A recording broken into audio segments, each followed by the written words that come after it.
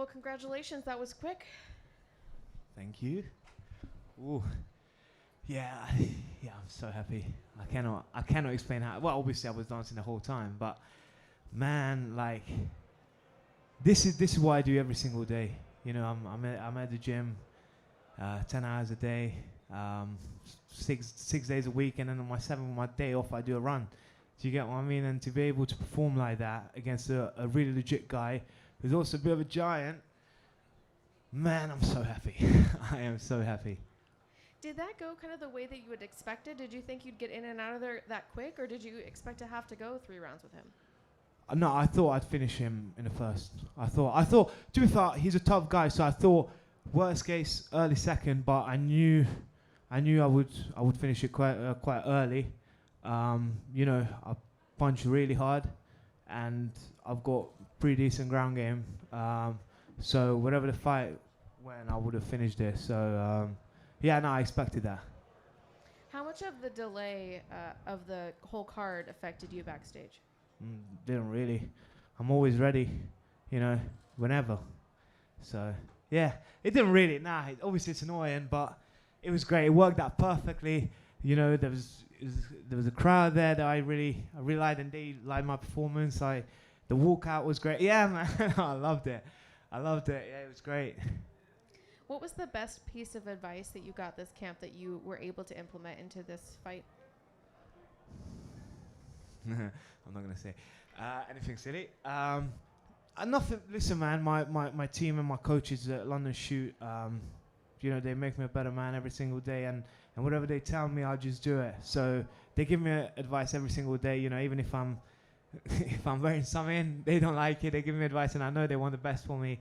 So I get advice from them every single day, and every single day is a pleasure. Like every single day that I spend with them is a pleasure, and yeah, I can't specifically point out one single advice. Well, I want to know what that silly thing is that made you. Oh, you don't want to know? I don't want to say it because I'm going to get cancelled. Oh, okay. So I'm always this close to getting cancelled. Literally, I'm walking on the line. All I need is a little breeze, and I'll be cancelled. So I have to be, I have to be careful. So since you were you were able to get in and out of there pretty quickly. When do you want to get back in there?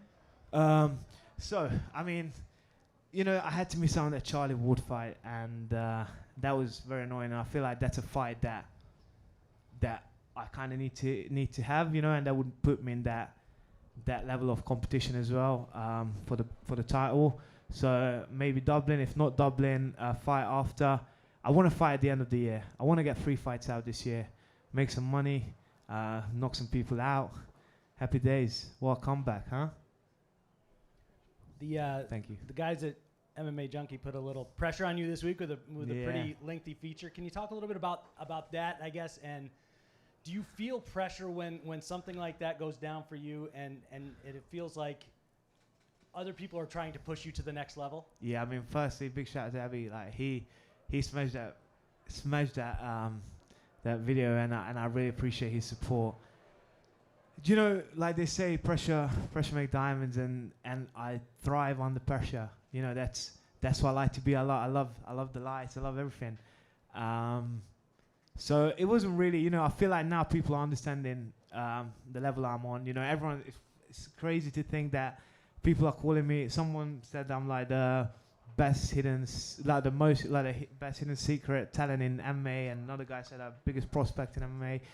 And I feel like now people are seeing that, and it took me a lot of work. I've been fighting since I was like a year and a half. I started with karate, and I've been fighting since I was a kid, and now it's kind of paying off. And I had a 2.5 year of injuries and all that, and now I'm finally here and performing and proving these people right who are supporting me. It's an absolute pleasure. Well, you said pressured there, but and maybe it was by accident, but have you felt that pressure because of the family name and because your dad and everything, basically your entire career of competing? Not the family name. Obviously, it's a lot, but I'm doing everything for myself. You know, all that is just an extra. Do you get what I mean? But everything that I do it for myself. I do it for my team, and I do it for my family and friends. That's it. But mainly myself. So I don't really feel pressure like that. The only pressure I feel is what I put on myself, and I put on crazy pressure on myself every single day. Just so when it's time to perform, I'll be there performing. And then last one for me, if you continue on this trajectory, putting people away like you did tonight, continue sort of the rise toward stardom, I guess. Yeah. How much will you rely on somebody like MVP to kind of guide you through that and say, all right, man, this is what I sort of went through when I was in my first 10 fights and kind of growing and growing and growing? Yeah, I mean, firstly, big shout out to Paige. Actually messaged me just before the fight. He said, I love you, bro, and show the world what you are. And that's what he said to me just before the fight. But we got loads of celebrities, and obviously at the gym we got guys like JJ as well, who's KSI. He's one of the most famous people on earth, and even he was like, show the world what you made of, and the fact that these guys are there. And to be fair, again, I just go back to my coaches. My coaches will keep me grounded because I say silly stuff all the time and they put it on me. So, but yeah, if I say something stupid, my teammates will be there and guide me. So yeah. First, I gotta ask, those dance moves. Is that what you said you had in store for the? Nah, I did. Not really. I just flow with it. I just flow with it. Do you get what I mean? I'm always dancing. Now, obviously, you were asked earlier about tonight's delay. You mentioned your 2.5 year layoff. Yeah. You're going in and getting these fights done. Are you making up for lost time? Yeah, man. I mean, 2 knockouts in a row. It's and obviously the other guy, I thought he was like 35 fights deep, like with a decent record, and this guy, he's again 9-2 record and 6'5" or however tall he was, and these are tough guys, and I'm just knocking them out in the first round, and then showcasing my dance moves is pretty cool. It's pretty cool. So if you can, very quick, just kind of pull back the curtain, right? So obviously 2.5 year layoff, you're getting these quick finishes.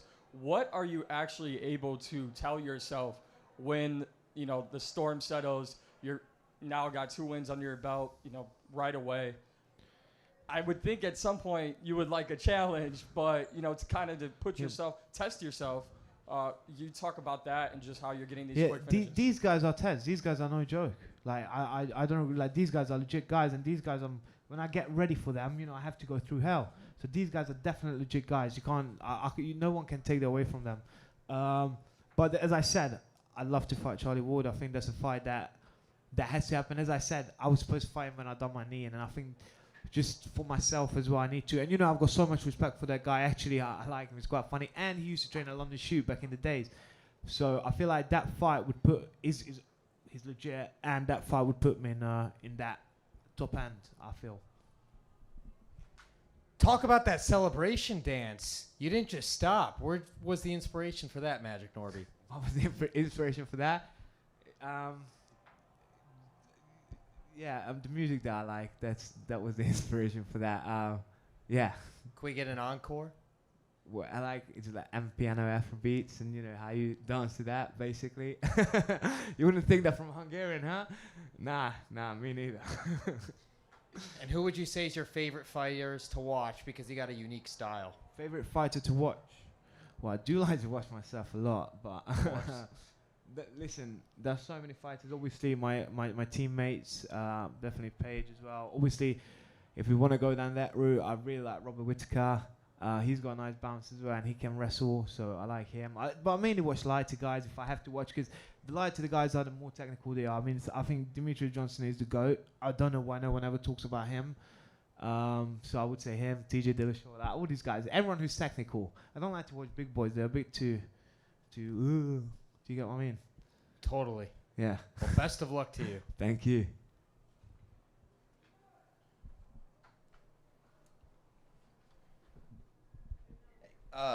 That straight right, or that overhand right, looked like it landed a couple times in the first 30 seconds. Was that a read you came into the fight with, or was that something you just picked up on right away? Yeah, no, I just saw that he was open there. I was like, all right. Hit him once. I was like, oh, shit. Like, that landed. And then the second time, I was like, oh, again. I like, 9-9, bam, falls over, done. To be fair, he stayed in, and I had to land a couple shots, and then I was like, oh, shit, he's out. And I was like, yeah, that's it. That's now 2 fights in a row with that overhand right being the ending strike. Is that becoming a signature move? Yeah, I carry a lot of power. I'm very lucky. I've got that. I've got a lot of power in my hands, and people need to be afraid of that. And I'm again, like, I'm so hard to get ready for, because I can wrestle, I can jits, and I've got crazy power in my hands. So whoever wants to fight me, they probably gonna their pants, because I'm a bit of a nightmare to get ready for. Thank you very much. Thank you. Thank you.